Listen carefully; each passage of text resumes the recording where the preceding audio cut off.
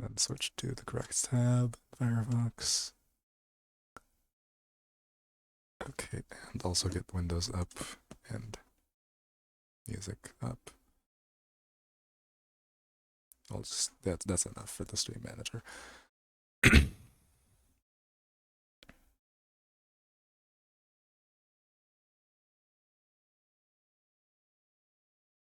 Okay. I have chat up on my phone again. Let me get some music up. It's gonna be extremely unfitting, but I mean, I said that already. That was baseline.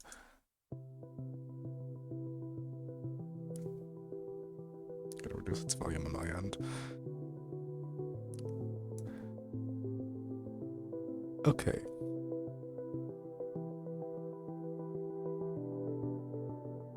I'm gonna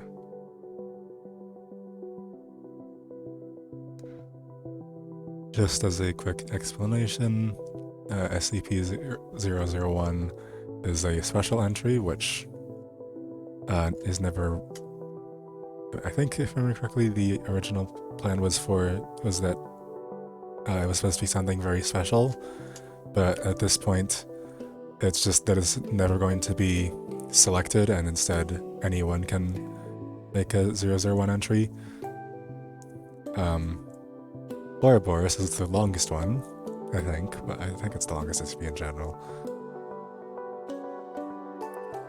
Yeah, I'll also have to explain whatever terms we came across for people who have not read the wiki much. I'll close Firefox. And I'll also keep things more zoomed in than normally at 133%, so that should help. So, Ouroboros Hub. 4 parts. Part 1, Children, Part 2, The Broken God, Part 3, Atonement, and Part 4, The Way It Ends. This is where things get really, really long, and if I get to, like, if it's really late and I haven't gotten to this, we're not doing it, because it's like the longest word count, probably on its own. That's the longest SCP.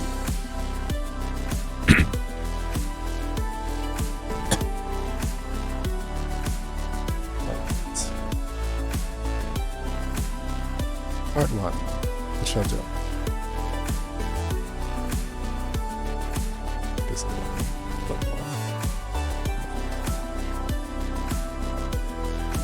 by order of the Overseer Council, the following file is level 5-5/001 classified. Any attempts to access this file without level 5/001 authorization will be logged and the personnel responsible terminated.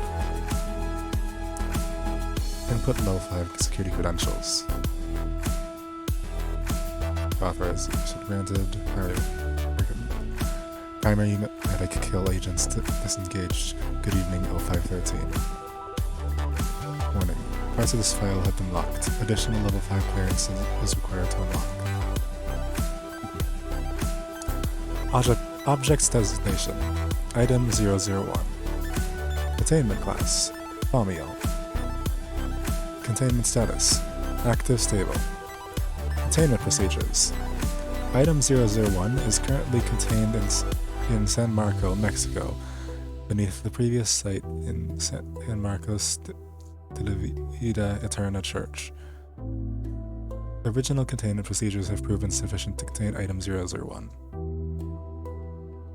The area of containment is currently designated a high-security military waste disposal site, and Mexican law allows individuals from coming within 10 kilometers of the site. Automatic closed circuit surveillance drones are to maintain the perimeter around Item 001's containment sites and have been designed to kill on site. 05 Random 001 Alpha. The containment of information regarding SCP-001, formerly Item 001, is to consider the highest priority. have allowed clearance in the database for creation of a number of false objects in the slot. If anyone gets that far, that should be enough to say achievement. I pulled some of the original EXs to hold the spot until we can find something better. Expunge everything you can find, get rid of any links. Run as many kill agents as you feel necessary. You have more than enough turns to do so. 052. Object description. Item 001 is a group destination for 9 human beings, ages 4 through 11, who gained anomalous properties as a result of Project 001, Twins of God. See Project Proposal 001 for more information. Due to improper use of Item 001, resulting in the death of a high-ranking member of staff, termination was necessitated. As a result, Item 001 was put into its current containment. All 9 instances of Item 001 are functionally brain-dead, but continue to display signs of life despite the nature of the containment. Item 001 instances emit massive amounts of gamma radiation, often in excess of redacted gigajoules, in distinctive patterns.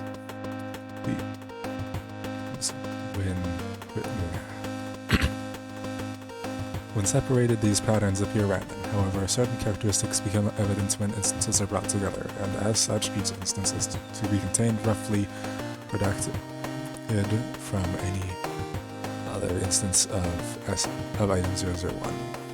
Additionally, Item 001 are noticeably radioluminescent. The observation of Item 001 instances is impossible when instances are active, as video recordings experience decay of footage when instances are on screen.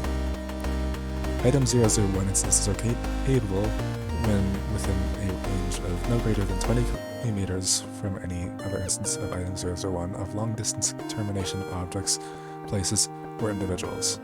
Additional information regarding this property is detailed later in this file. By order of the Overseer Council, Item 001 has been classified as a formula entity. God, I cannot talk today, this does not bode well for the stream.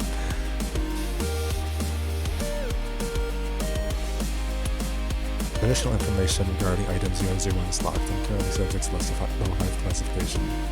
Medical agents are in place to prevent dissemination of information regarding Item 001. Non-overseer individuals without post-traumatic resistance condition are susceptible to contamination as a result of the chemical agents. You have been warned, and this will be your last warning.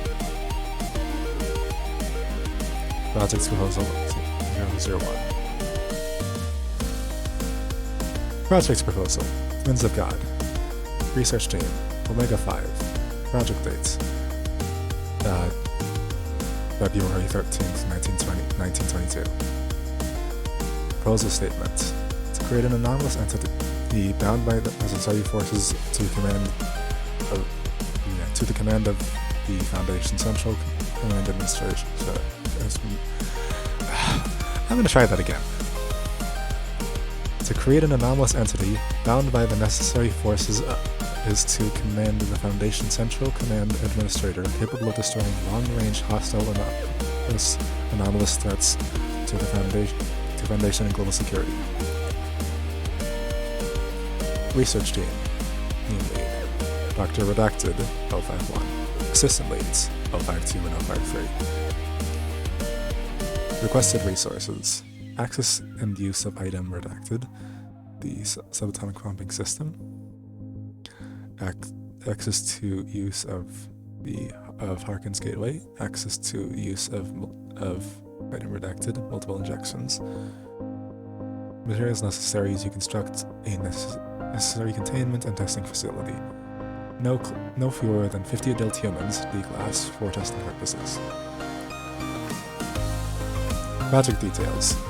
Using information gained from the recent testing of Item Redacted and Item Redacted, then an opportunity has arisen in previously unattainable to the Foundation. The ability to, over large distances, alter the quantum makeup of objects in such a way to render the target functionally non-existent. To this end, it is now considered possible with the use of Item Redacted to transfer these properties to a human subject which would allow for greater control of the effect.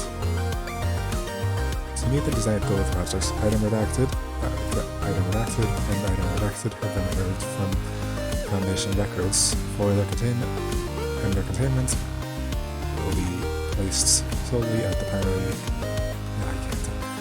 primary testing facility. Under guise of a military waste disposal site for the United States government, a site will be constructed in North Mexico, away from civilian populations, in order to safely test these theories. Given the potentially volatile nature of the project, utmost care will be implemented to provide a number of fail-safes in the event of a catastrophic breach of containment. These fail-safes are listed below.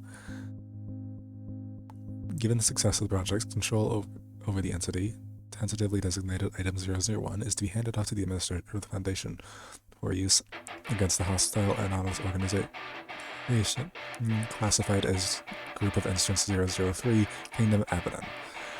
A number of mind-kill agents will be placed within the item, and access to these agents will be given to the administrator alone to access failsafe in order to keep the item out of the hands of opposition forces. Failsafe containment procedures. Alpha. In the event of a catastrophic breach of containment, mind-kill agents placed within Item 001 to be activated, terminating the entity. Each of these agents has been given a different priority level and should be used in order. They are as follows. Berkeley agent, reduction of motor functions. Anastasia agent, reduction of anomalous capabilities, development ongoing. Nesbit agent, reduction of mental faculties. Ryan agent, full chemical dissolution of the upper nervous system. Beta, in the event of a failure of Procedure Alpha, security personnel are to engage and terminate Item 001. Capture is unlikely and unadvised. Personnel are advised to maintain a safe working distance from Item 001 and wear the necessary Foundation-approved anti-rad protection gear. Long-range ballistic fire is also advised as to not immediately attract the attention of Item 001. Delta. In the event of a failure of Procedure Beta, Foundation-controlled long-range ballistic weapons are to be activated and used directly on Item 001. Our perimeter will be established roughly 10 kilometers from the research facility, with no fewer than 10 heavy shell bombardment cannons, no fewer than 10 heavy shell bombardment cannons are to be placed along the perimeter and utilized during the Delta procedure. Epsilon. In the event of a failure of Procedure Delta, an on-site explosive device is to be activated. The Foundation Administrator will oversee follow-up Procedure Epsilon. Approval, Foundation Director Frederick Williams, and 051.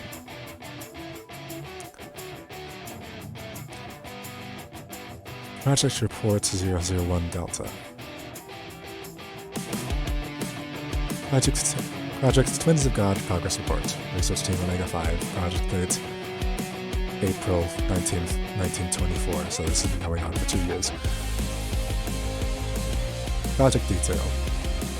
Initial containment of the new Item 001 entity became immediately problematic as the expunge from record and acute radiation sickness across roughly 35% of the active staff personnel, resulting in redacted casualties. Adjustment of containment procedures became necessary, and the internal structure of the containment site, now designated Site 001, was reinforced. Personnel chambers were moved back to an off-site location roughly 5 kilometers from the central testing facility.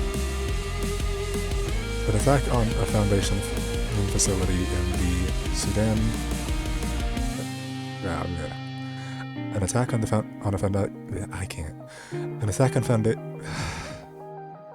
I'll get it eventually.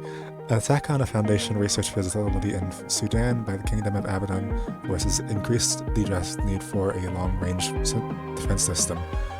An expedited the timeline for an active Item 001.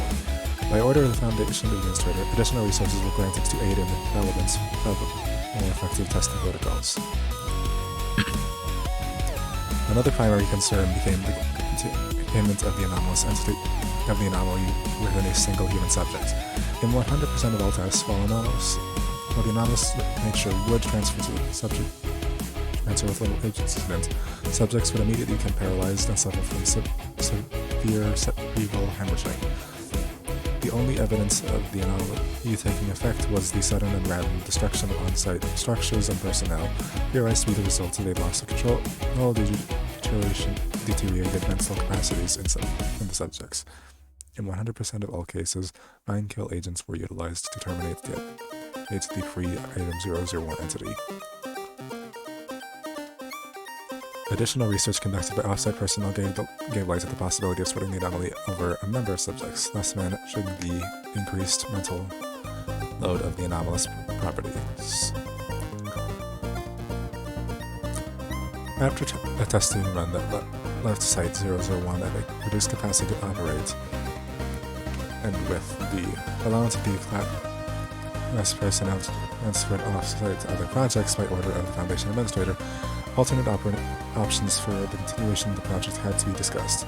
After consulting with the Site 17 director, a group of armed agents infiltrated the San Marcos return a church in San Marco and collected a number of young human beings for use in testing.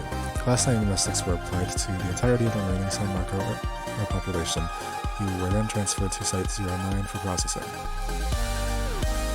The town of San Marco then became the new testing site 001, and 23 of the healthiest subjects were chosen for research, while the rest were subject to termination.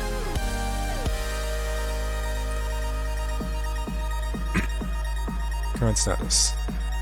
The project is prepared to move on to the next phase of testing on the new 001 testing subject, and is awaiting orders from Central Command. The following letter has been sent ahead of this project update and reads as follows.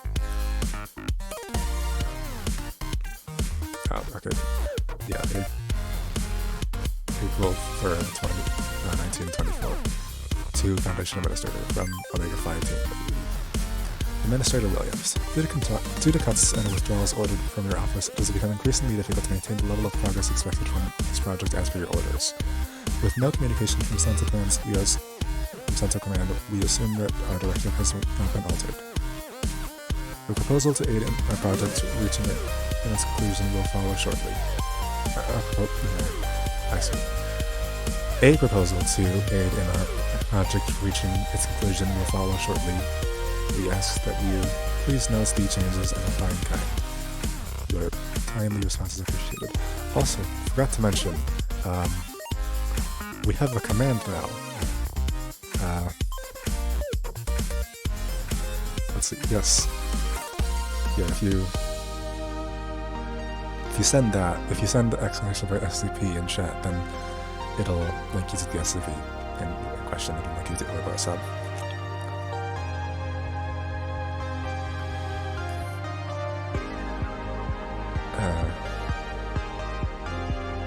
April 15th, 1924. 2 Omega 5 Titan lead from Foundation Central Command. Redacted. The orders have not changed. We are in no less danger than we were at the inception of the project. Unfortunately, we must also face the harsh reality that we are at war and our resources are stretched thin. We are having a difficult enough time as there is maintaining the secrecy that our cause requires, let alone continuing to do research. I will afford you the benefits that I can, if for no other reason than yet. And the new project may be all that can protect us from Abaddon now. I have seen your proposal, and while I am obliged ethically to deny the request, I am additionally obliged as the leader of this foundation to prove it. You may take or pick up citizens, but only adults. We're not to tread heavily through the lives of these innocents.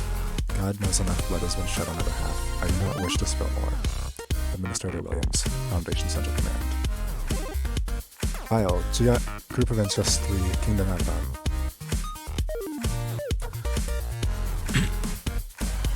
Group of Interest File 3. Designation, Kingdom Abaddon.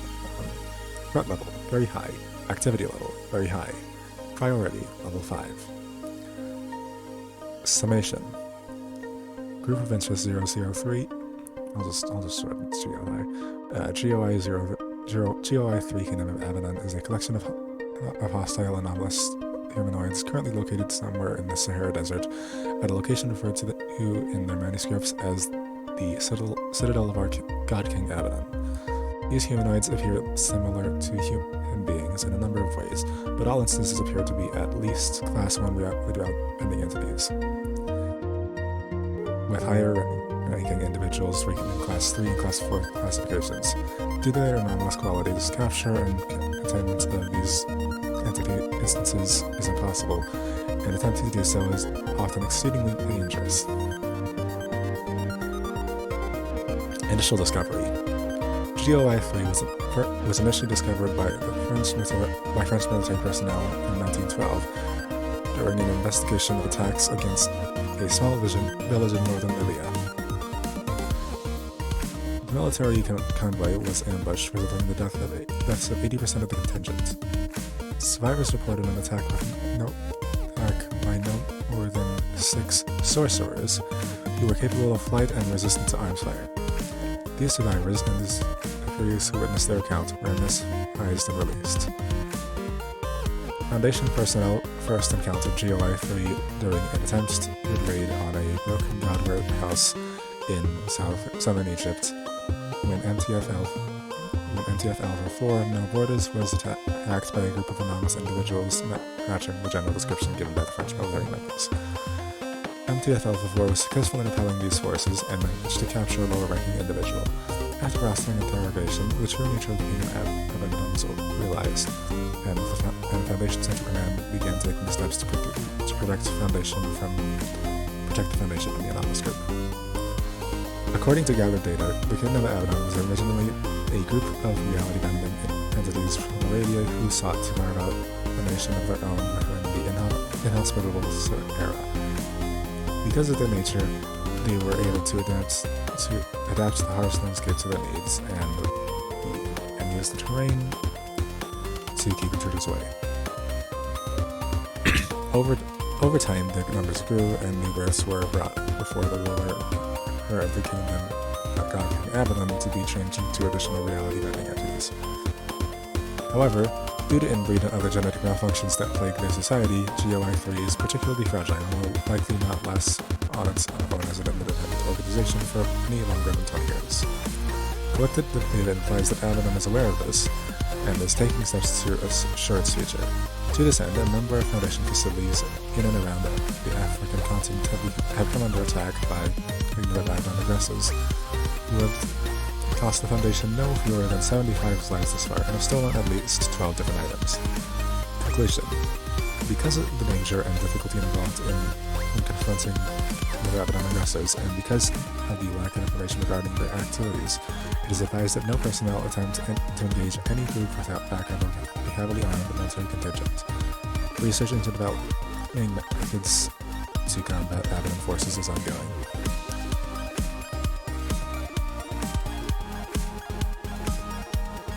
Memorandum 001 Alpha.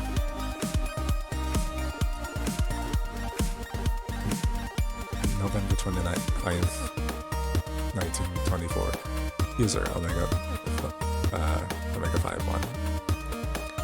Subject 001. We did it. We managed the impossible. We spat in the face of God and took his throne of our own. It is a glorious new day. I was right about the spread of the anomaly on the group. Even with all the reinforcements we had made to previous test subjects, the amount of energy that managed to pump into their bodies is too much. Can I tell you how many of these classes we had to clean up before after watching their skin melt off their bones, and their bones carbonize and blow away like dust? Dozens? Hundreds? I don't know. More than we were expecting, and more than the Foundation was willing to allow, even for a project like this. 13 is expressed a regret over what we did in San Marco 13, but 13 is short-sighted, and the administrator is short-sighted. The deaths of a few, given the deaths of many in order to protect the world from annihilation, it is nothing unless those children are gods now, their lives committed to a higher purpose. What life is better than that of the omnipotent? Testing begins tomorrow. Can you hear it? Project Report 001 Delta. Project Twins of Gods progress reports. Research Team 05. Project date January 17th, 1926. Progress reports. The 9 entities collectively known as Item 001 are currently contained within the fortified bunker at Testing Site 1 while undergoing testing. These entities while functioning on the purpose displaying a higher brain activity. Despite this, the group is collectively capable of processing information and following orders given by individuals allowed within a limited control cycle that all individual instances routinely undergo. All instances are currently a Class 5 radioactive hazard, and personnel are restricted from coming within 1 kilometer of Item 001 instances without the proper anti-rad protection equipment. The gamma radiation emitted by Item 001 appears to come randomly between individuals, but when brought together resembles patterns made by human conscious beings on EEG machines. Despite the resemblance, these patterns are more sporadic and consistent than what is usually observed in such situations. Items 001 Items 001 are able to collectively channel enormous amounts of energy from a currently unknown extra-dimensional source and use this energy to unbind atoms at a quantum level. This allows for a nearly imperceptible annihilation of any object at a distance, so long as the object location is described in some detail to Item 001. Below are the Item 001 test results for January 17th, 1926. Test Series 23. Object Item 001. Research Team Omega 5. Testing goal. Establishing an outer limit for Item 001's area effect. Round 1. Target object. Steel rod. Placed 5 kilometers from Item 001. Item 01 instructed by operator 051 to destroy the target object. Result. Target object vaporized shortly after Item 001 received orders to do so. No quantifiable amount of target object remained post-test. Round 5. Target object. Steel rod. Is 800 kilometers from Item 001. Item 001 instructed by operator 051 to destroy target object. Result. Target confirmed vaporized shortly after Item 001 received orders to do so. Distance appears to not be a factor. Longer range tests planned in the next series. The children are operating as designed. I have little doubt that they will serve their purpose when the time comes. They are unwavering, unfeeling, seemingly indestructible, and need only a word before sending death flying across the universe. Truly, this is a weapon built only for the boldest of men. 051. Sorry.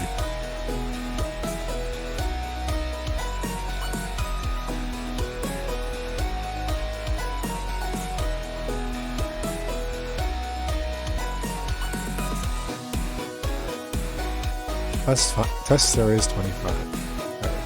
Objects Item 001. Research Team Omega 5. Testing goal. Establish a maximum minimum size of effect over distance. Round 2. Target object. Steel sphere, 3 meters diameter. Place 1 gigameter, I guess, from Item 001.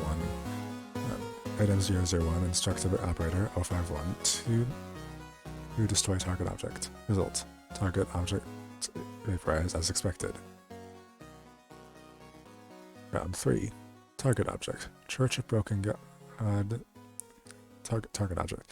Church of Broken God worship site in redacted Turkey is 11,500 kilometers from Item 001.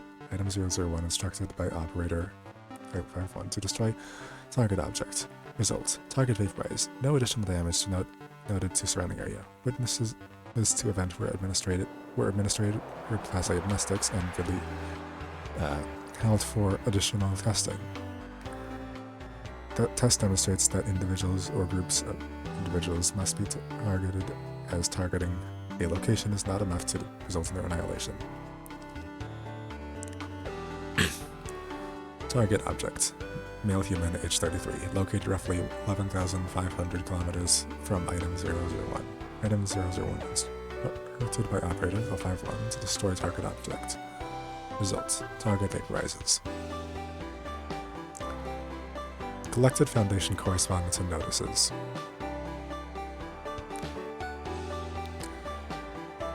Date February 1st, 1926. To Omega 5 team lead. From Administrator Williams. I have heard good news of your success with Project 001, and cannot express how important this is.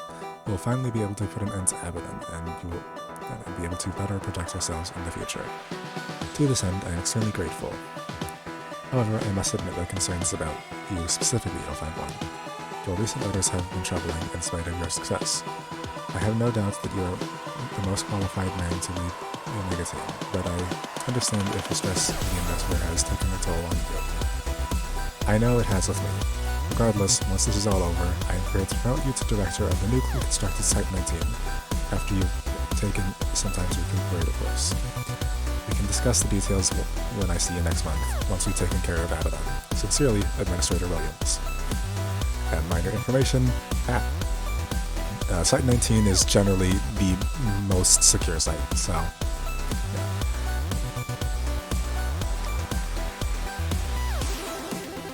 Date, February 14th, 1926. To Foundation Central Command, from Co-Fire Team Lead. I am 5 Administrator. The project is finished. We will complete our tests when you arrive. General notice. All personnel. Redacted by Overseer Order. Issued by Foundation Central Command. Date. March 21st, 1926. Subject. Administrator Williams. Foundation Administrator R.D. Williams has been murdered.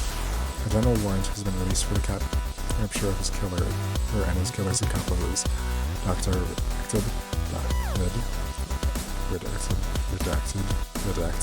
Redacted, and Agent Redacted. These individuals are believed to be armed and highly dangerous, and may possess a number of dangerous anomalous items. If you have information regarding the location of these individuals, please report directly to your site director. A transitory council of administrators has been created, consisting of senior staff members from the Omega 5 research team, by order of the lead administrator. This council will oversee Foundation operations until such time as the new governor can be established.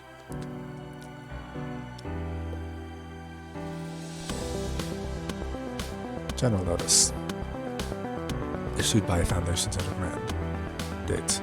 February 22nd, 1926. Subject. Dissolution of GOI 3E investigatory teams. Notice. All the following MTF investigatory teams are currently considered inactive to report to Site 17 for debriefing. MTF Alpha 1, All the King's Men. MTF Alpha 2, Red Right Hand. MTF Alpha 3, Harvard Boys. MTF Alpha 4, No Borders. MTF Alpha 5, Band of Brothers, and MTF Alpha 7, Our Testimony.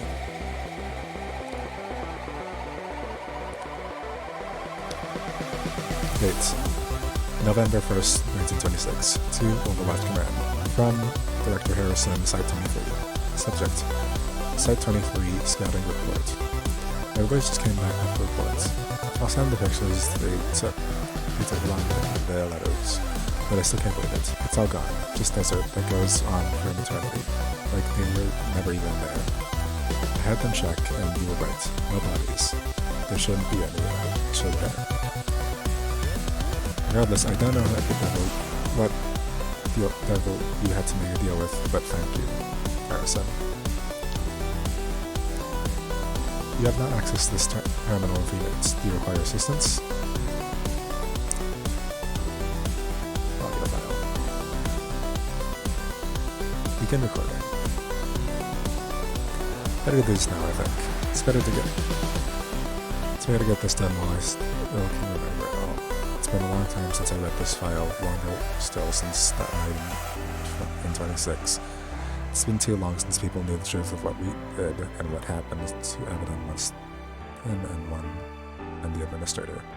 Hell, if the mystics have held up, I might be the only one left. I have no intention of taking this to the grave. To me. Not this. One was always charismatic. That is on record. That's why the Williams gave him the lead of Omega 5 over 2, even though 2 had been with the Foundation longer. It's not to say 1 wasn't smart, on the contrary. He was one of the most brilliant researchers I have ever worked with, even after all this time.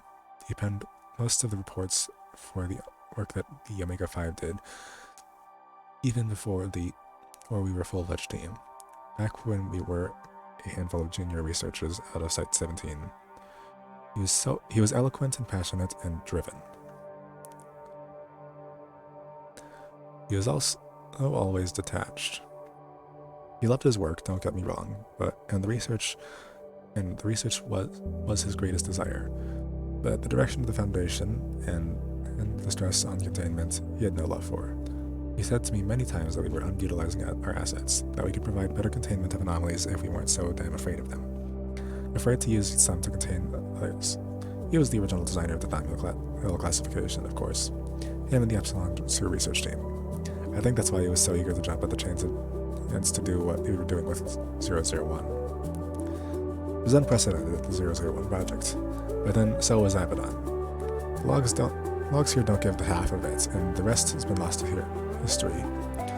With Abaddon, we were so wildly hilariously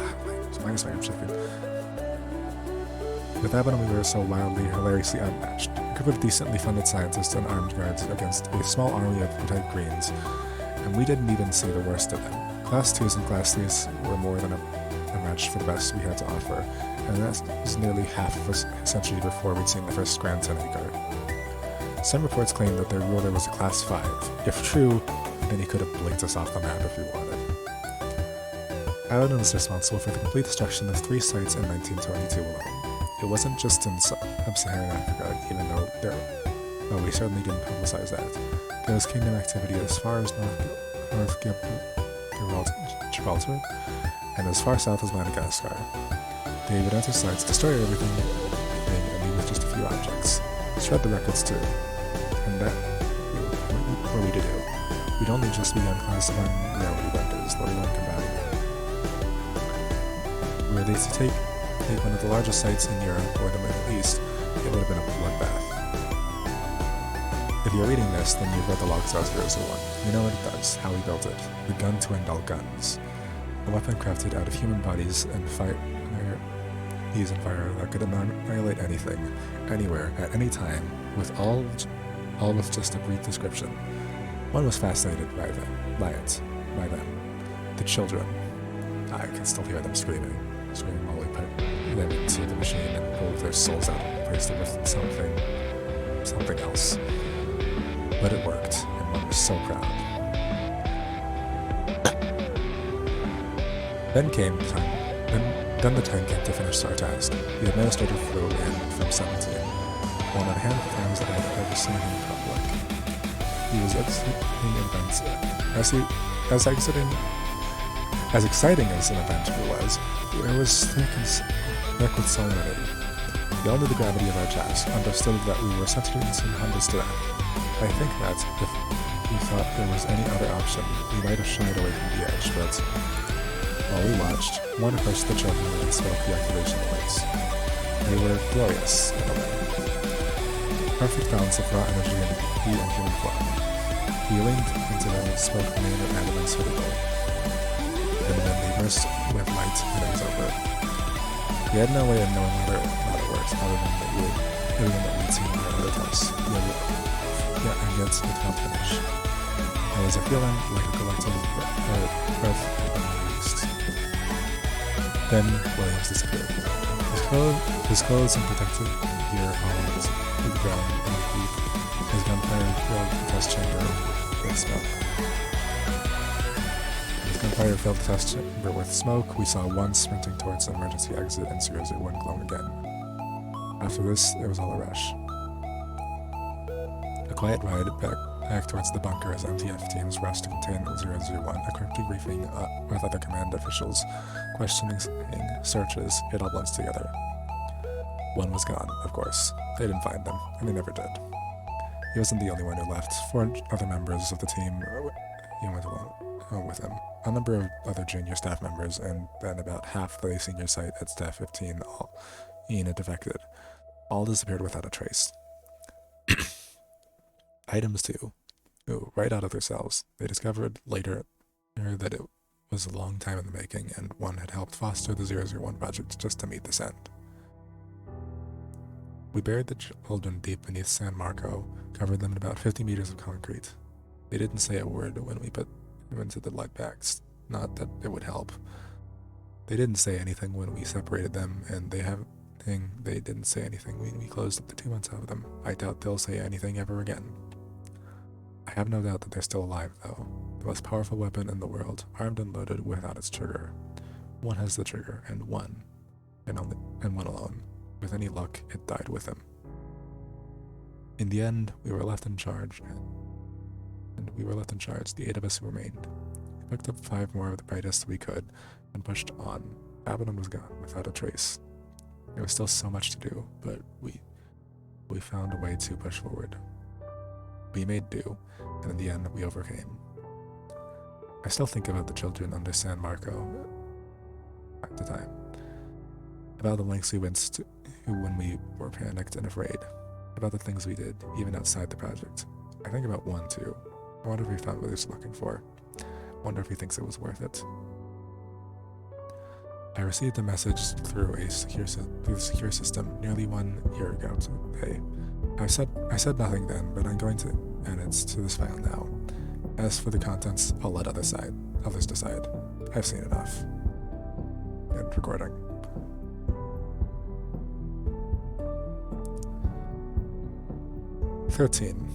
When we were young, you asked me if I thought that our dreams would ever be realized, if we would ever be able to keep the world truly safe and hang it up for good. You asked me if I thought we had the means to do so, or if the means existed at all. You asked me what lengths must we go to, what prices we must pay, what allegiances we must forge in order to achieve perfection. I did not know then. I do know now. The day will come when the secrets of the Foundation is trying to hide away will rise up from the shifting sands in glorious appearance. When the subjugated will break free from the bonds of their captors, and when the march of progress will no longer be impeded by those who would huddle around their fires, swatting at the ever-growing shadows. On that day, the Foundation will be cast aside, and all that will remain is purpose. Do you hear the Black Moon howling, 13? You will soon. Viva la Insurrection.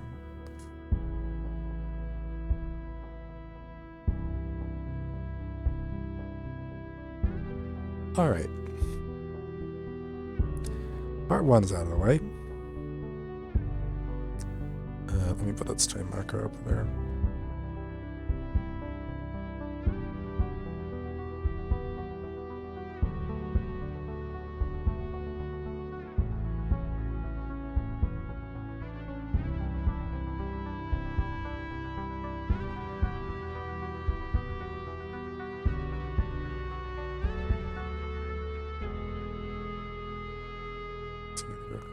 Add stream marker.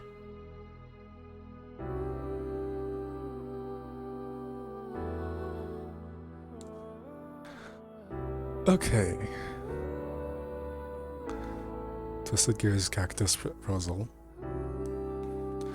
By order of the Overseer Council, the following file describes a masculine class anomaly entity. This information is protected by level 5 classification. Dissemination of masculine class information is strictly forbidden and poses an imminent threat to the SCP Foundation and its interest. Individuals accessing this file must provide level 5 security credentials and must be inoculated against AZ-109 genetic hazards. Failure to do so will result in immediate carrier Omega genetic termination upon accessing this file.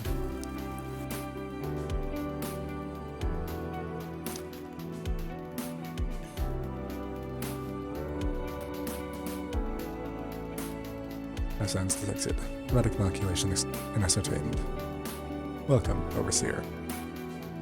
Item number, SCP-001. Object class, Muscure. just since that's a weird. Oh, it's actually even on mobile, so I don't see that.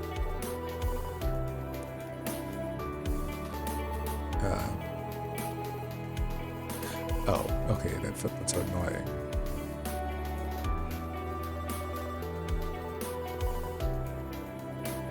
Basically, like slightly less neutralized-ish. Special containment procedures. Information on the relevancy of SCP-001 to the related anomalous objects are to be omitted from the respective objects documentation. While connections with the church are to remain available, or to the items are to be omitted or obfuscated. The inactive component of SCP-001 is to remain in the current location, and any shipping or driving is forbidden in that area. Civilian discovery of SCP-001 is to be used first, and amnestics are to be utilized in order to maintain classification. Persons affiliated with the Church of the Broken God who make active attempts to seek out inactive components of SCP-001 are to be taken into Foundation custody and questions. Information pertaining to SCP-001, whether physical or digital, is to be confiscated or contained. I need water.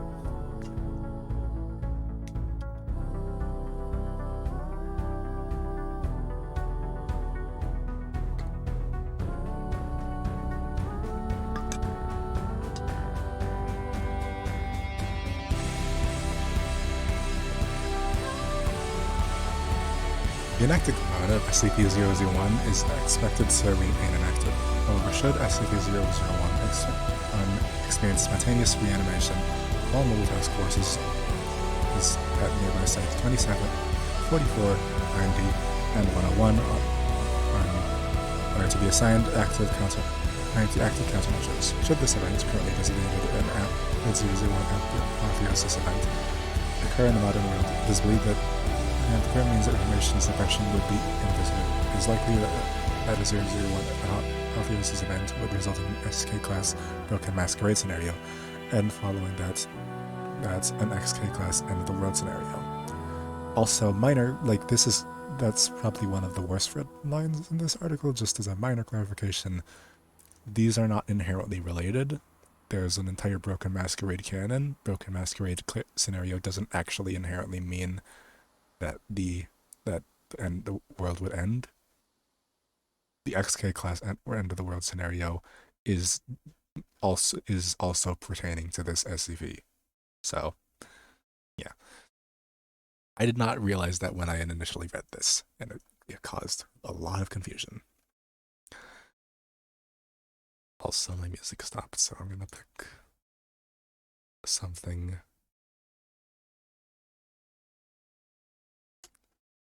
else.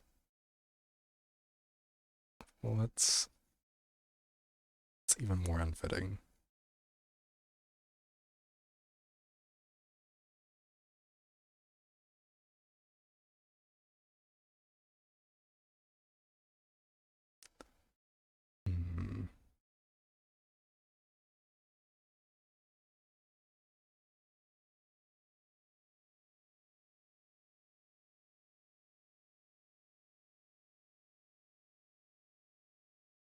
I have too much stuff in here.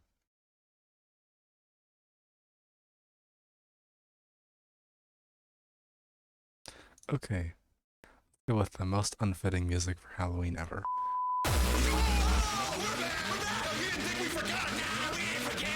Description. This is the worst song.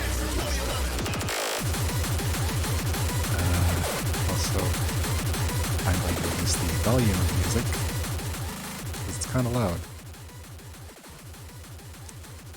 Okay.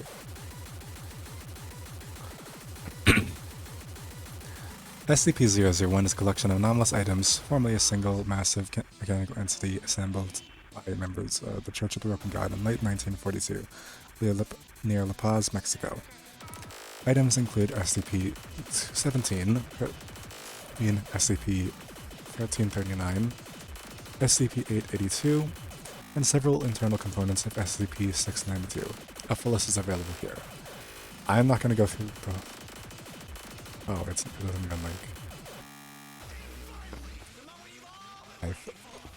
think there is like a list of them all everywhere, but somewhere on the wiki, but I don't care to pull it up. Managers of the church combined the various anomalous objects in an effort to restore their deity. Upon activation, 001 reportedly began to integrate metallic objects into itself while actively seeking other anomalous objects. SCP-001 and the resulting 001 apotheosis event took place as a... I'm not going to play this. This is a bit too much. Let's do like semi-ambient shit.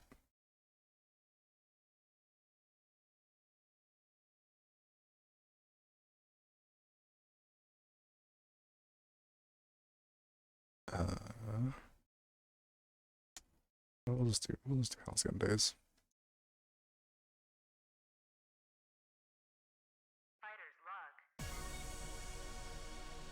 Okay. That's an OBS window.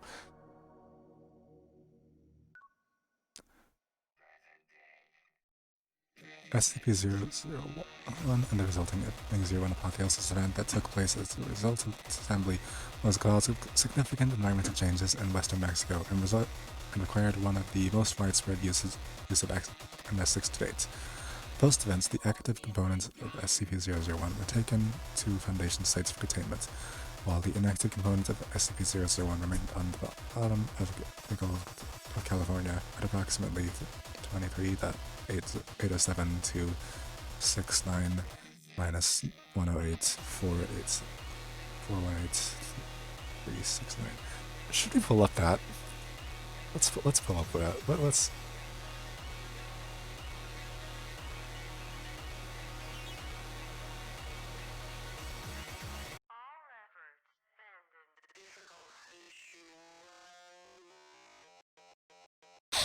What the fuck is... What is this?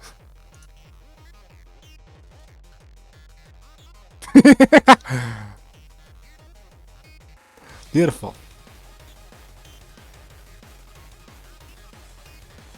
I guess I just spoiled something, but it's...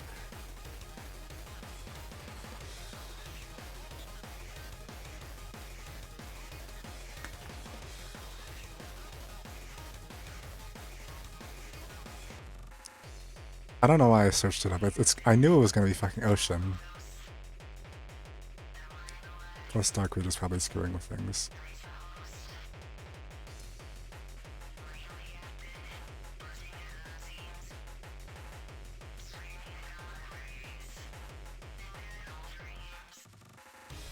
Okay, so there.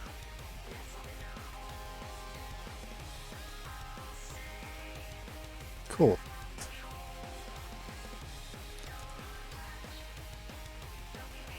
God, I've not used Google Maps in a while. Addendum 001.01. Collected information describing SCP-001.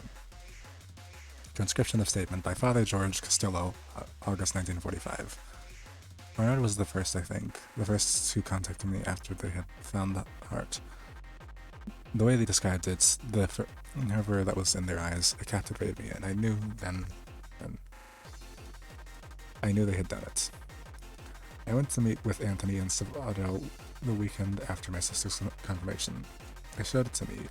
When they showed it to me, I was taken aback. It was little more than a pile of gears, pistons, taking pieces of clockwork, and lubricated metal parts, all dutifully turning along without a power source. Within it I saw the heart, just as they described. It spoke to me. Not like you and I would speak to each other, but with images and feelings, and pain. It was in so much pain. Like the spark that had given its life had made it realize what it was, or what it wasn't, and it desired only to be whole again.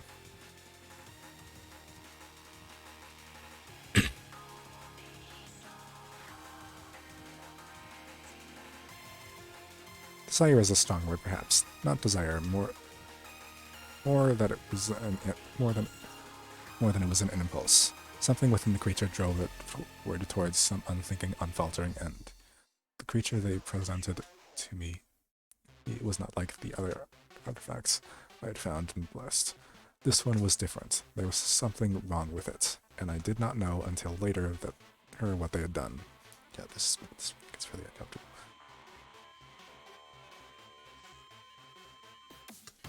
Sorry.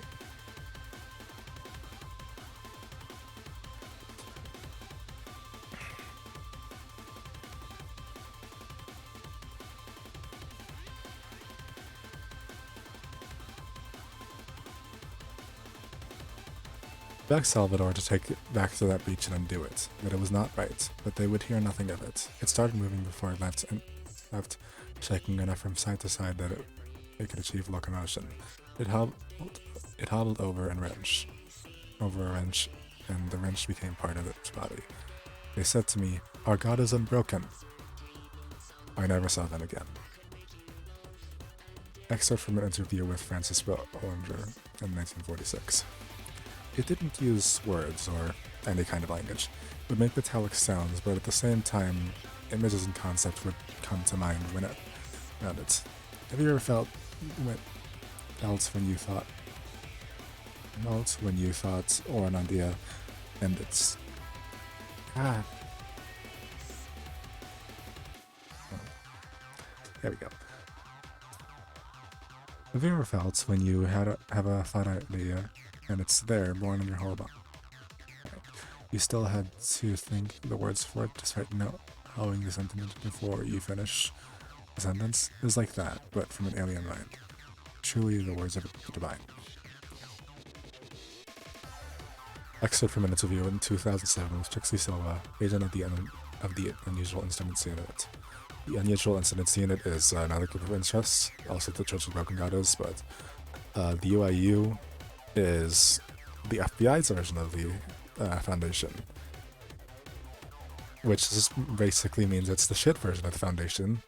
Not just because it's the FBI, but also because the Foundation mostly operates in the US and is from the US and is the biggest.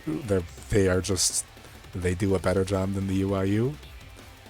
I think if the fucking UIU orientation article often just says, hey, if you see people from the Foundation, just let them do their thing.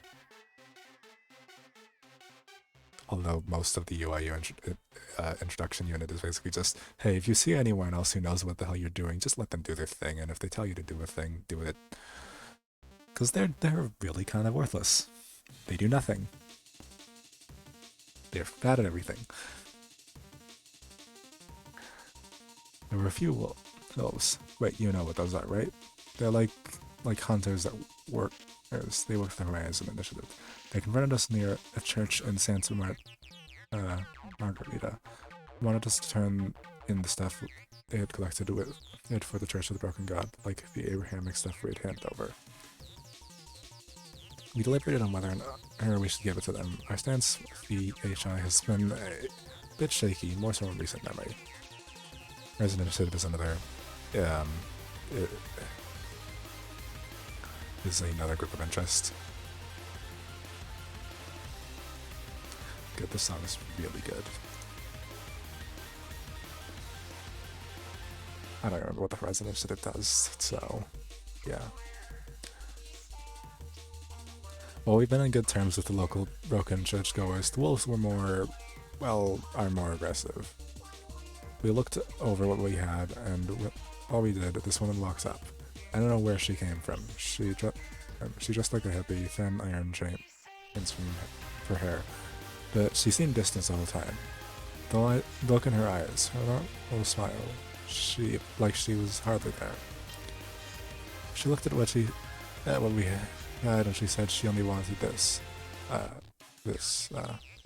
don't actually know what it was. A metal box, it worked and clicked, and put out this little beam of light on one end when I picked it up.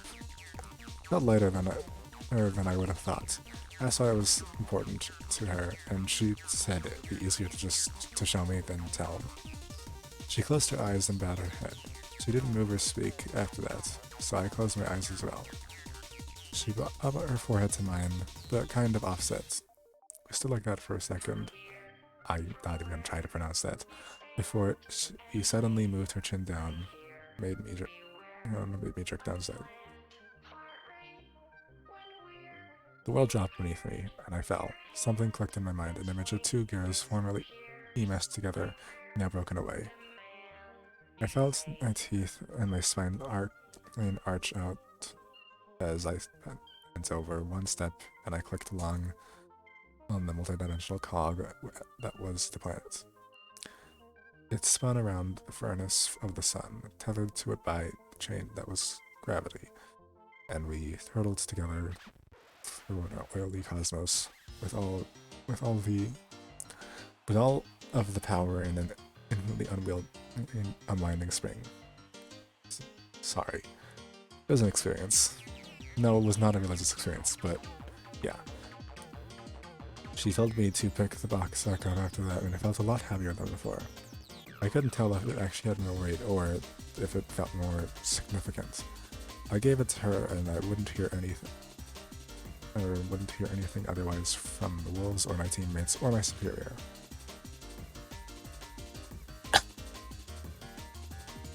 Addendum 001.2 Interview with excommunicated Church of the Broken God priest Father Dolores Ms. Randall, June 1945. Extraneous dialogue removed.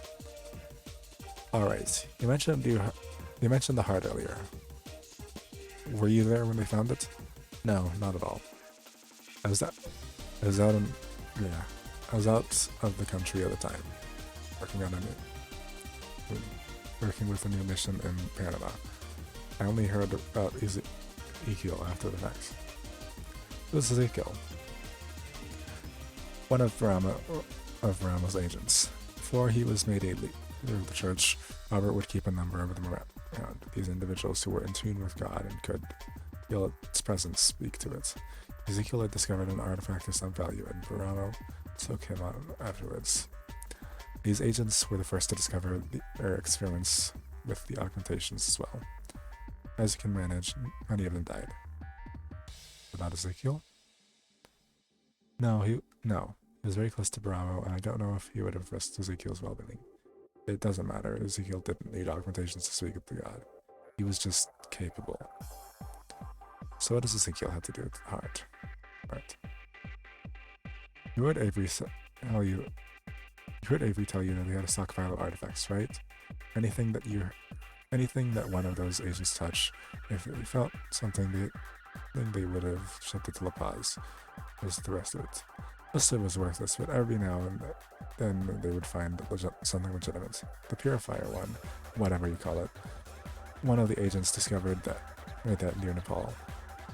They had tendons of ligaments and everything else, but they were all just parts. They could move on their own, but they didn't do anything together.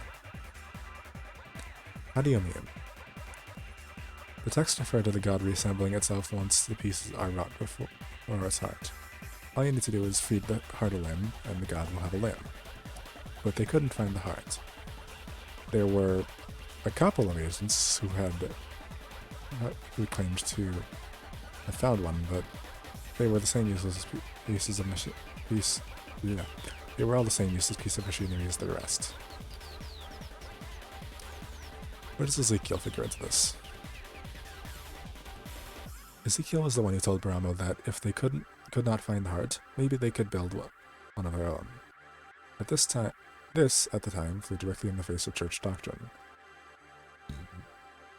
The leadership, if they had known, would have excommunicated him. It was quickly becoming clear that the project couldn't last through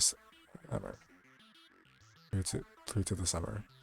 I was sent in with my mission to resupply them after Ezekiel had left, and the supplies were nearly exhausted. Our records indicate that the heart was discovered, or something they discovered. This is not true? Of course it isn't true. You can't preach to a congregation about God giving parts of himself to you and then turn around and tell them that the most essential part is something you conjured out of nothing. Worse than nothing, though. The details of what they did to create the heart and make it live were never revealed to me, but you can draw conclusions from the evidence. There was a drought of the year, and the polio crisis hit hit all there. There was a drought that year, and the polio crisis hit an all-time high. Thousands would die, all of natural cause. A freaky event, never actually recorded because of the event attention to the war. Dios mío, but who can say?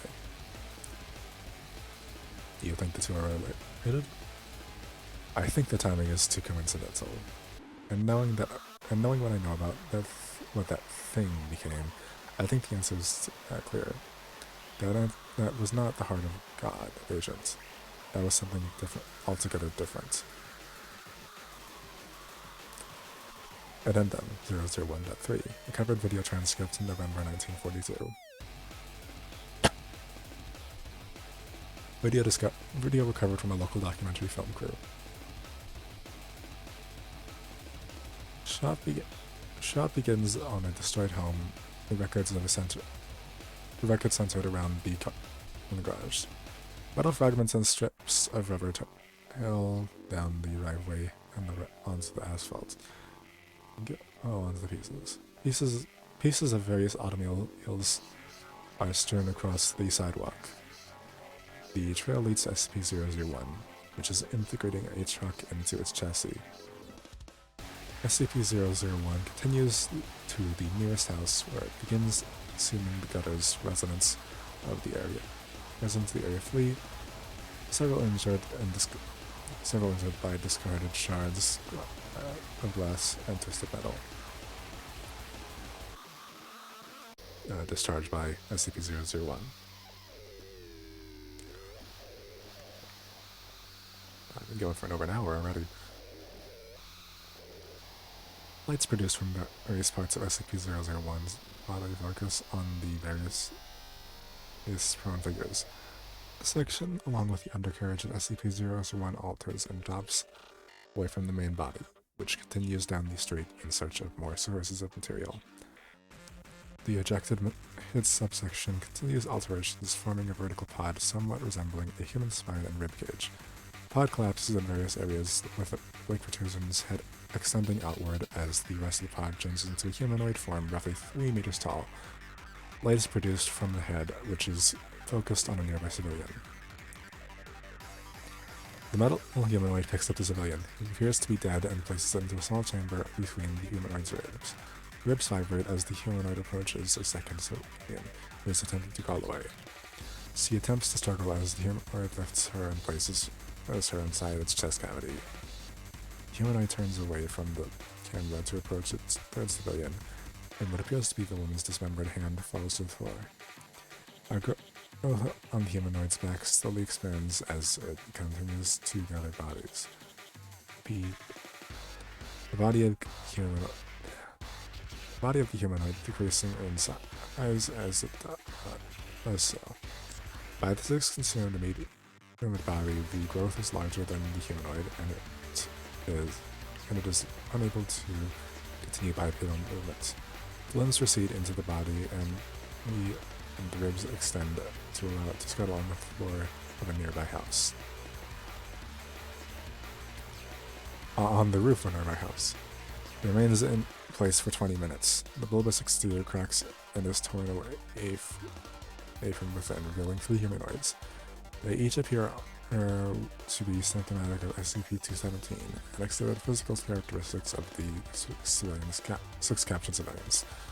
One, a female with chains extending from its scalp, shakes another which appears to be dead. The third, a male with clockwork limbs, examines itself before jumping off the roof, landing on its stomach. It does not appear to be damaged by this, which seems to cause distress. It then pursues SCP-001, which is consuming another vehicle farther down the street. The female humanoid notices the camera cue, begins to wave, but quickly stops. It looks at 001 before jumping into the backyard and out of the camera's view.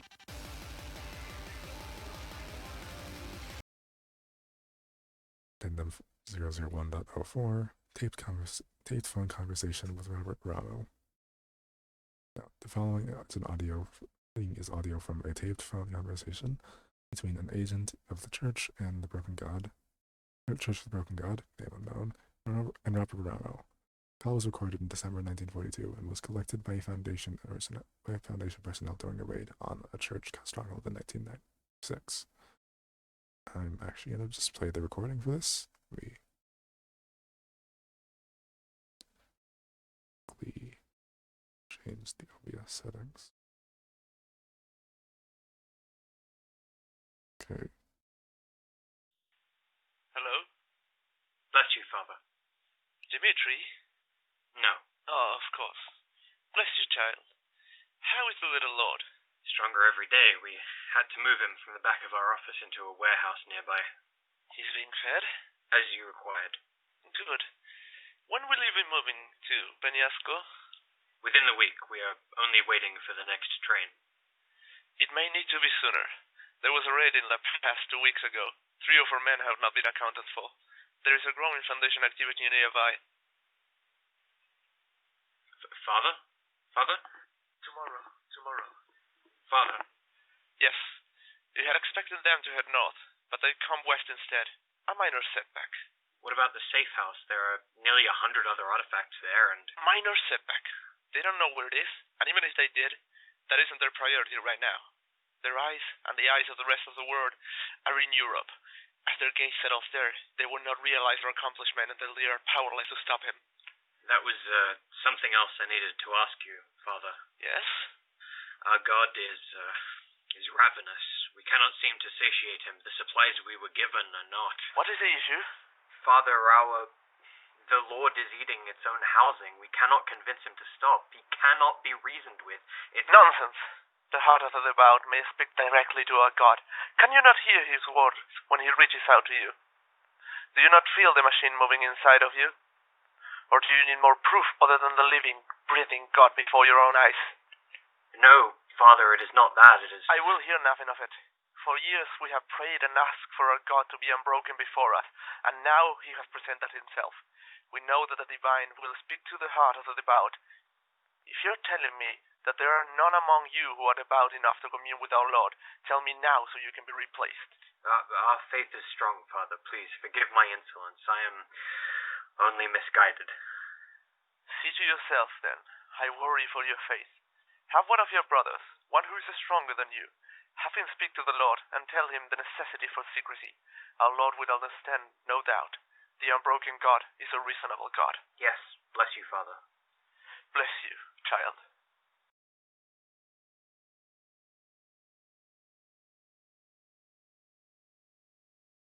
Father Barama sounds like a fucking moron. Okay. Addendum 001.05. Escalation Report, December 1943. Following is an interview conducted with Foundation Commander Mark Peterson in Site 74, the director who, prior to the 001 Apotheosis event, was stationed in Mexico City, was on site with Foundation personnel in La Paz during the event.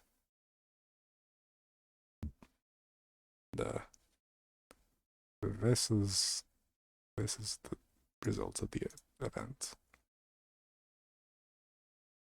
So, fun.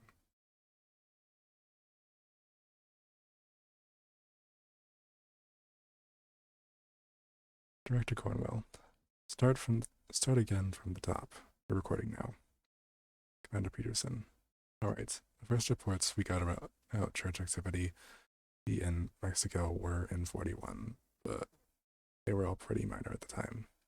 We just finished field operations near the border up north, and we were preparing to move our assets to Atlanta for deployment to France.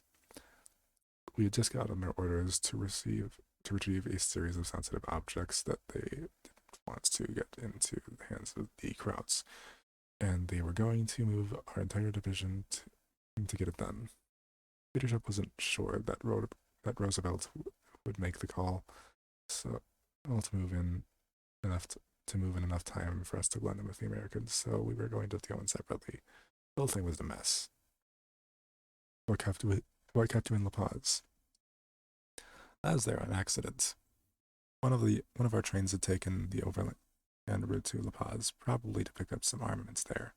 Turns out the train was supposed to head north, so all of a sudden, most of the leadership south of the Rio Grande is in La Paz, which in retrospect probably does a lot of good as far as the overall effort is concerned.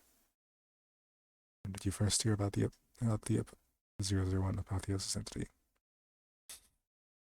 Jesus, that's what you're calling? That's what they're calling it now? The machine, I guess. Machine, I guess. We first heard through the grapevine of increased activity in the area. I guess it would have been a little over a year ago. I guess it would have been a little over a year ago. We ended up in La Paz in October of 42. So, yeah, that sounds about right. First concrete evidence we got in that something was wrong was when the train of refugees, seems like kind of silly to call them that, but I guess it's accurate.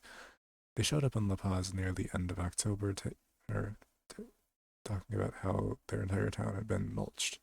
They didn't really elaborate. They just kept saying, I'm not even going to try to say that. You know, the machine. That's why we were calling it that, by the way. We had no idea what it's supposed to be called. What about your first interaction with the entity?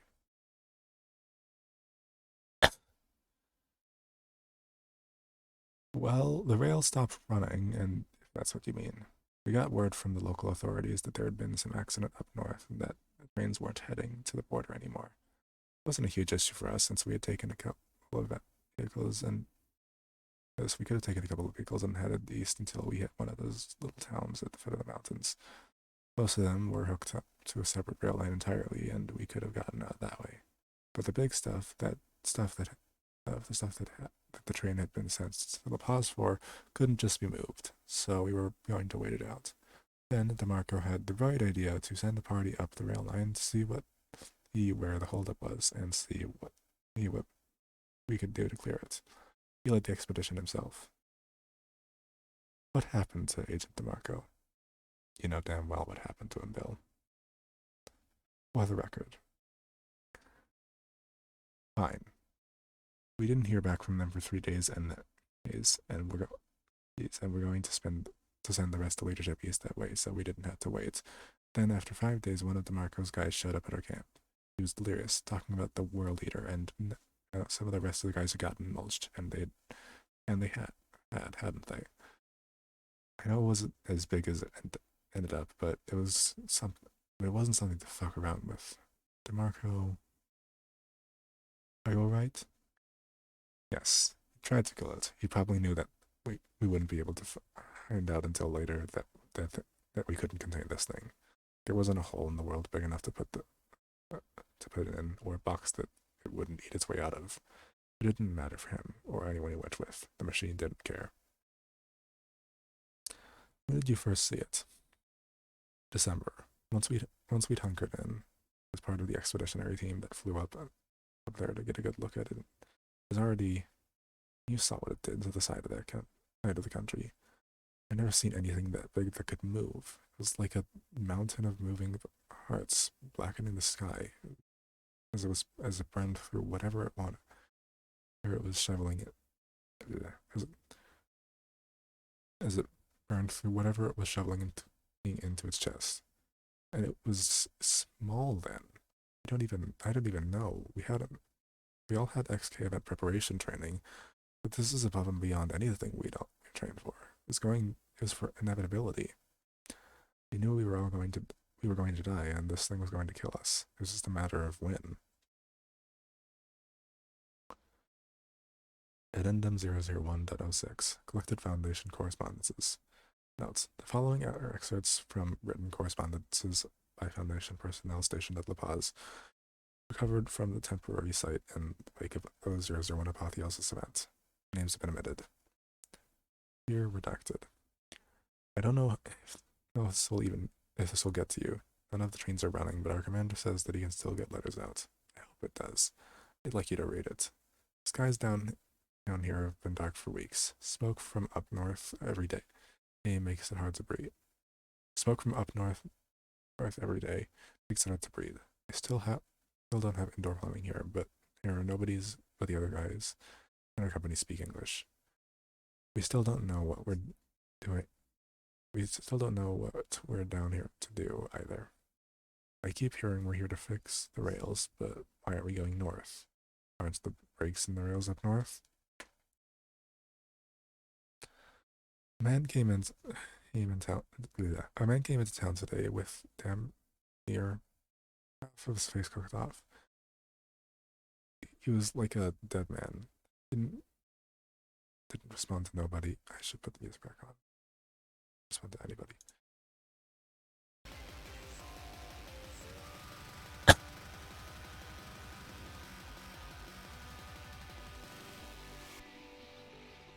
He got towards the middle of town and collapsed when we finally woke up in the infirmary later. He was delirious. Telling a story about a machine the size of a mountain that spoke to you.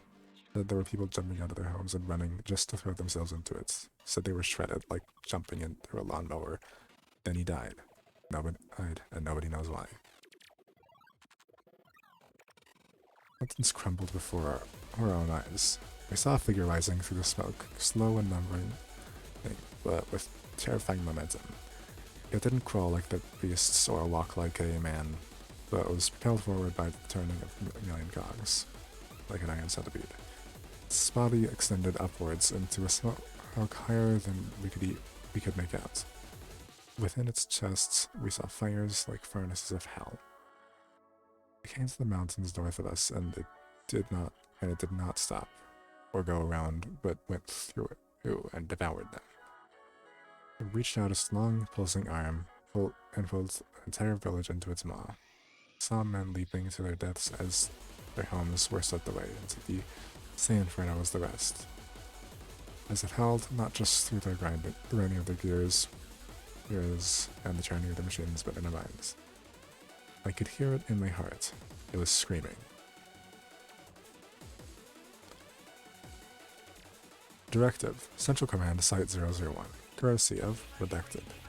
Campsite lost. La Paz in ruins. Mechanical entity contained. Massive geological alterations. XK avoided. Requesting amnestic support.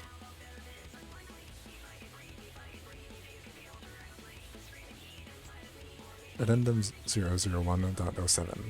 Interview with GOC Lieutenant Remnant. Notes. The following is an excerpt of a post-event interview conducted with a GOC lieutenant codenamed Remnants. The recording of the interview and all transcripts thereof were collected by Foundation's students during a negotiated information exchange in 1992. To date, the identity of Remnants is unknown. This is a story that gets told among Foundation agents. It's something that the Guards veterans will tell the Greenhorns during the long nights of the guard duty on some cell block or another.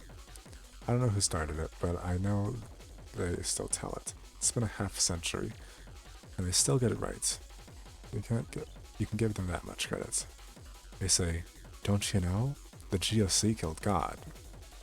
Also, clarification, the GOC is the Global Occult Coalition, which is another group of interests similar to the UIU, except less shit. They're UN funded, and they do some of the same stuff that the SCP Foundation does, although their main goal is to eliminate anomalous entities, whereas the Foundation's goal is to contain them, which sometimes they have better ideas than the Foundation, and other times attempting to eliminate entities makes things go horribly wrong. I'm not going to pull up any examples of that, but yeah, they do work together often. The Greenhorns will say, no, that's not true. God is at sites, it is in the cell at site, whatever. The GOC didn't kill God. They're talking about that green. Oh, that's type green they've got locked up somewhere. The one who thinks he's the Christian God. Then the vets will smile and shake their heads and won't say anything because they all know. I know that that's an SCP. I just don't remember the SCP. Yeah, 343. You're not reading that, but it's relevant.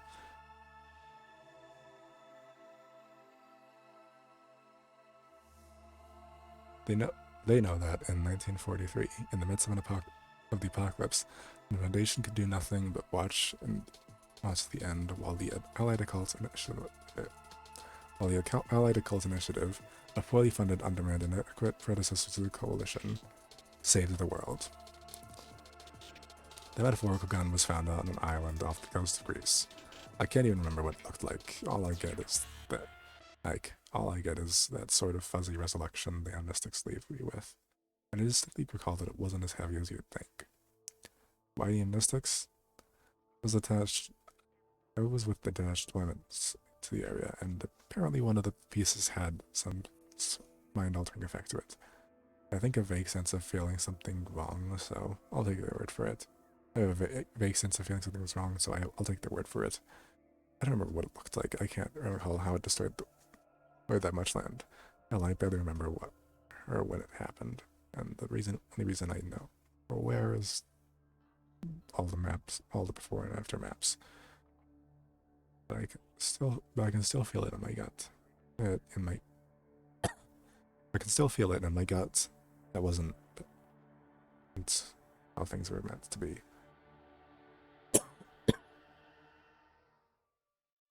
Stood before what looked to be an angry and vengeful god, and all it did was beg us to kill it. We were all too happy to oblige. As long as that read. This is starting to kill my voice. Talking for an hour and a half is probably a bad idea.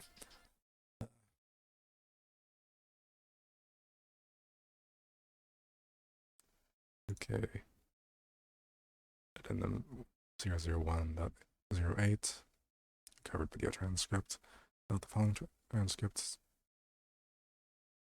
Note the following is a transcript of recovered video footage, roughly 30 seconds in narration. The transcript of the clip was authored shortly after its recovery, though the video has degraded and is no longer legible. The footage is audio and is in acceptable condition and available for access below. Covered audio. Warning, the following audio snippet is at a high volume.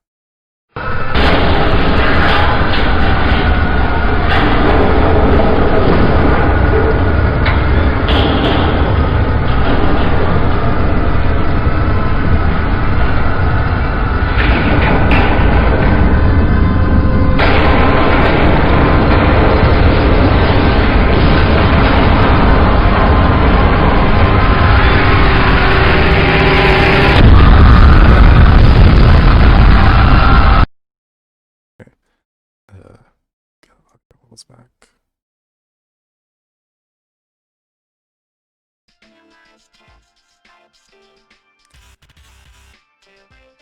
Addendum 001.09 Visualization of Scp-001. On July 17, 1943, agents from the Allied Occult Initiative contacted the Foundation Director's station in La Paz, Mexico, and requested assistance with transportation towards the site of the 001 Apotheosis entity. Foundation operatives moved quickly to dispatch a plane to retrieve the AOI members. After arriving, the agents described a unique anomalous artifact that they had in their custody and how it might be used to slow the advance of the 001 Apotheosis entity.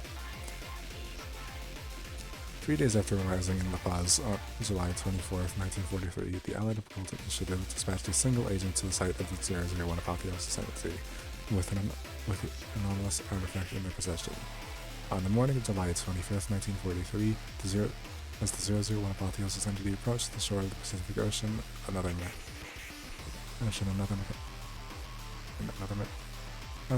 massive mechanical construct appeared overhead. The origin of this entity is currently unknown.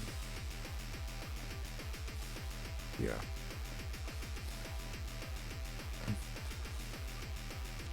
Records of the events following the appearance of SCP-023-B99 are incomplete and likely inaccurate. The result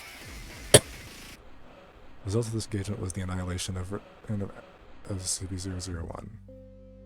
SCP-2399 disappeared and was later rediscovered in low Jupiter orbit in a state of disrepair, though the reason for this is currently unknown.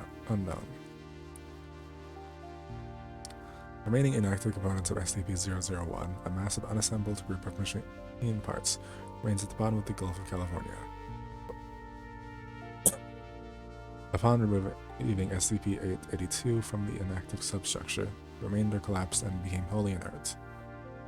Following the 001 apotheosis event, a massive amnesticization of individuals in around the area now known as Baja California took place. These efforts were aided by the quantity of thick black smoke that accompanied SCP-001. As current historical records describe the event as a forest fire. Significant effort was made to adjust maps of the area, as well as relocate displaced civilians. And because of the need for a widespread domestic regimen, several experimental neurotransfers were used, and because of their poorly understood side effects, it is now estimated that no fewer than 2 million people across the world died in the decades following the 001 apotheosis event.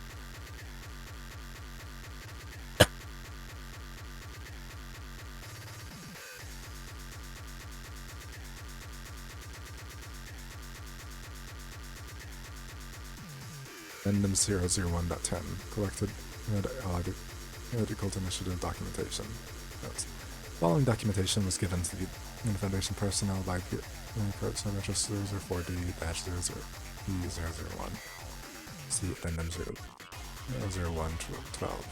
It is currently unknown how the document came into Person Register 04D-001's possession. The Office of the Authority General of the Allied Cults Initiative. Priority, Tango 11. Attention, General Darius.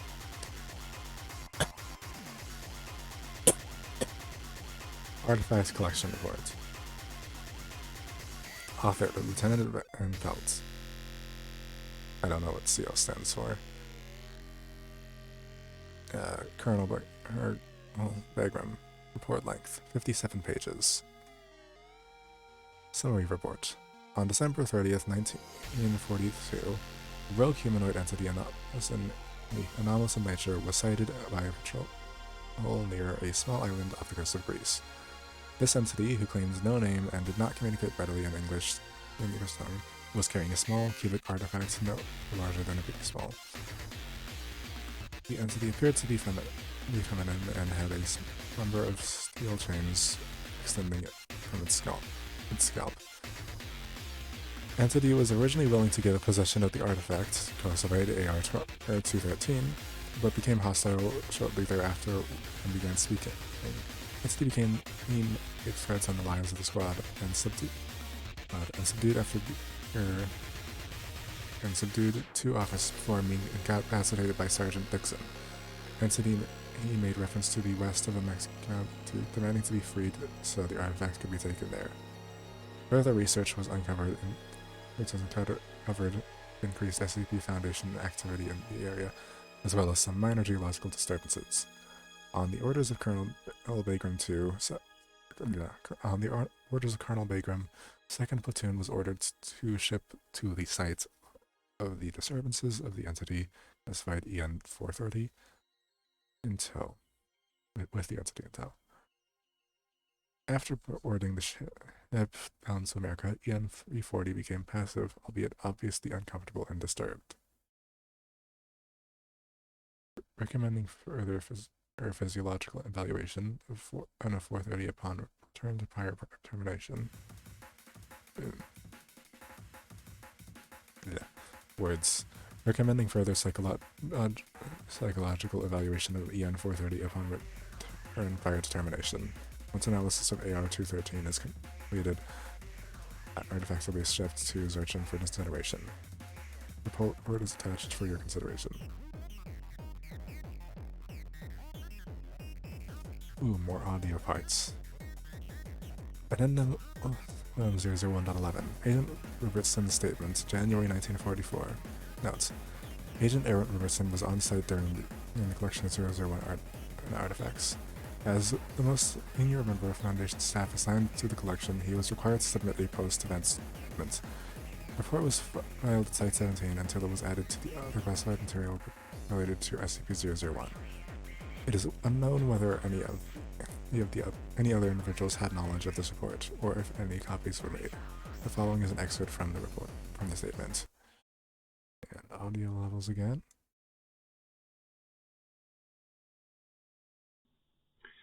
Well, we took what we could from the shores first. Little things, gears and pulleys and pistons and things like that. A lot of it was garbage, but they were still twitching and spinning and turning. They still had life in them.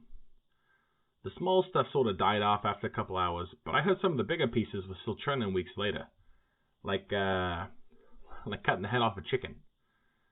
The important parts, the ones we knew were actual church artifacts, we managed to bag and get moved to the train in La Paz for transport. I counted, maybe 100 individual anomalous artifacts.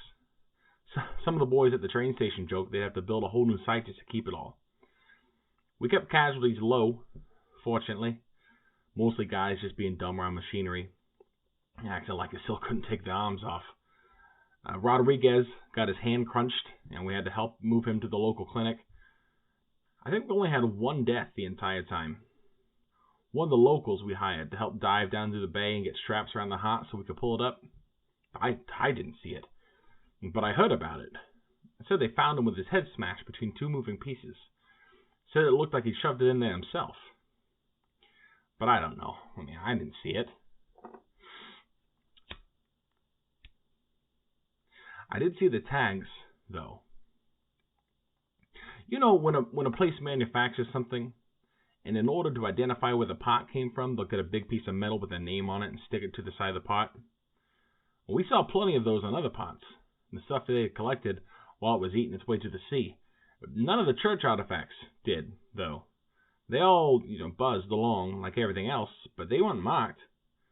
You could feel something when standing next to them, like serenity.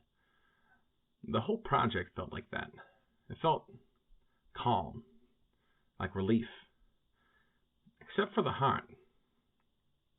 When we finally got it out of the bay, we had to keep it on the shore for a day because of the weather. Some of the locals started to get itchy. Said they was hearing voices and wouldn't go near it. It didn't matter how much money we offered them. I had to wait to bring in more support from the base up north just to get it loaded on a ship.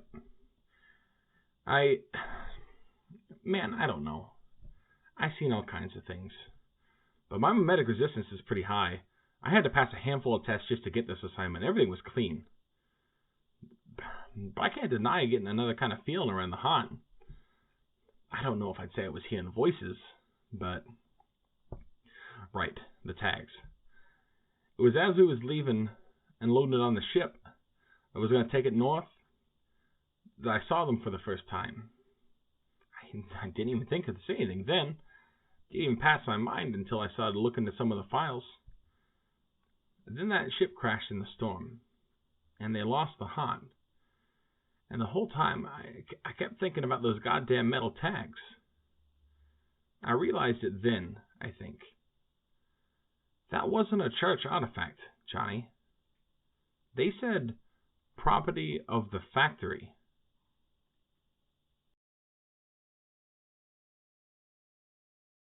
He has another group of interest. But we're really not going to go into them.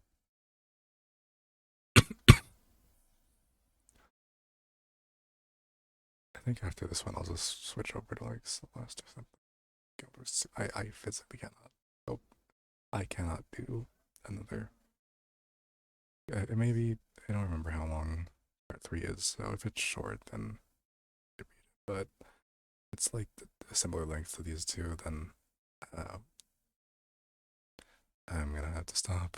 But we'll get through this. I can guarantee that. And then 001 12. It's not music. No, that's in my end.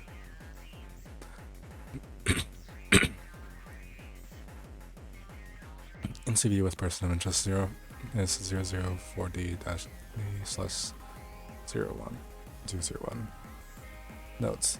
Following is an excerpt from an interview with in 2009 with person of interest 04D 1 claims to be part of a previously unknown sect of the Russian god. Contact was made with the cooperation of the usual instance units, who interacted with person of interest 004D/001, as detailed in Addendum 001.01.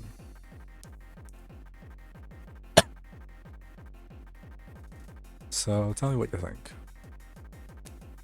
I see. Interesting. Well, you're not entirely wrong, and that's commendable in this day and age. There are a few key details I feel like you might be overlooking, and you might be overvaluing the information handed to you by a self-admitted amnesiac. Let me set this record straight. The GOC did not kill Yahweh, as they may so proudly proclaim. And that was not broken glass they destroyed. It was a piece of it, surely, but would you show me a camshaft and call it a car? Oh, so you have some parts together. An engine, perhaps, but not a car. God is simpler than that. God is everything, from the biggest star to the smallest particles. Each tiny part of the completely insignificant on their own, doing whatever it is they're meant to do. Meshing together, gnashing at each other, all part of a cosmic machine. The machine aspect was, at some point, likely simply a metaphor, but an idea. But as I'm sure you know, ideas are powerful. They make things from nothing or change things already there. And with a small peak of the divine, a symbol becomes real. Have a planet with as much as life as there is, you generate a lot of ideas. And you may ask me, why is it called the Broken God? There are a few possible answers. Something as simple as translation issues, pre-interpretations made physical by the devout. Is broken simply a poor translation of some nuanced word? Was God a being that broke in the Big Bang? If so, why did it break? What will happen if it's repaired? I can answer none of those questions save the last, but you already know the answer. What God once was doesn't matter. Ultimately, what matters is to you that it must remain as it is, broken. God knows that. The more powerful parts of the mechanical components, the mechanical components, and the more conventional aspects may label as holy, they know they're not meant to be one solid thing. Even when forced together, a foreign force driving them, they know what they really are. Bits of the monster will work to destroy itself. Deploy smaller entities to do the job. The GOC didn't kill it. They took the gun from its own hand and claimed credit when they pulled the trigger. The problem is that humans are too small to be part of God to remember. Remember what it was like before. And so those like Bravo will invent new ways to push us forward towards a singularity. Because that's what will happen. Do you see the underside of the destroyer? It was damaged before the encounter of 443. Even if you looked very closely, you might have seen the scars were getting closer and closer to the power core. It managed to damage whatever it lets it slip between layers of reality this time. Eventually the monster will win. It will destroy the destroyer, devour it. And with its power consume everything. And I mean everything. God will return to being one gestalt being, the singularity, and then break. Only this time, you may have some outside force within it. The rest of the factory, the blood of the Daevite kings, the Fifthist, Wondertainment, some random person on the street with enough to spark them to be a reality bender. They will have a hand in the remaking of the universe and close the secondary loop of all of this. No, that doesn't concern me. It's an eventuality, it's meant to happen. Who's to say it hasn't already happened and your people were the winner? Maybe humanity itself was the winner. But that doesn't mean I'd be against putting it off, allowing the primary loop to continue. Yes, it's possible. I know you could... my foot. I know you couldn't damage the monster. Yes, it's possible. I know you couldn't damage the monster last time, and that the story may not be able to repair itself by the time it's needed.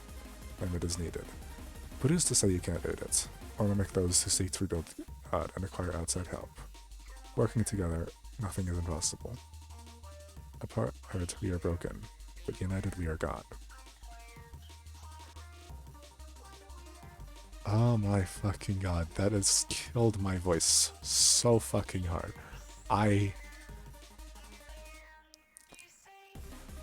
Let's do a quick scan of...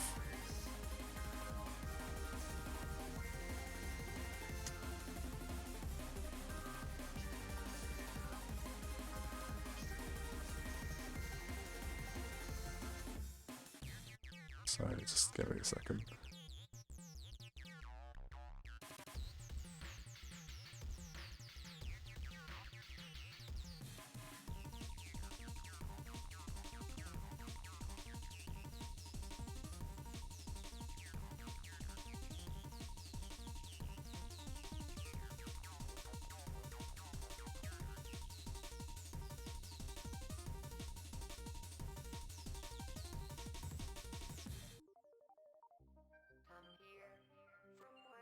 About 4,910 words. I'm not doing this one today. I'm sorry. I have already done way too much. Fucking hell. How long were the first two parts even? I never checked.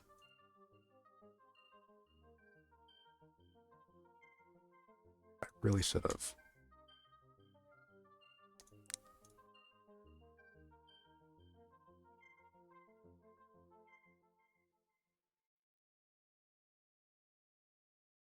Part 1 was 5,400 words about.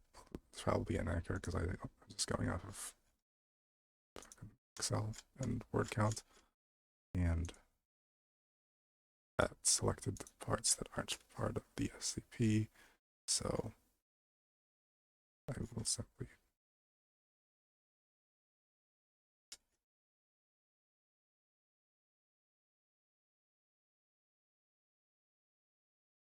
$6,800 words.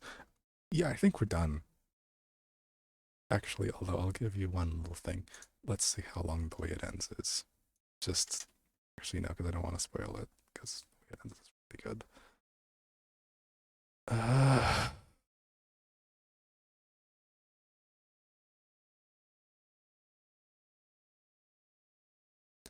Sorry, but check something.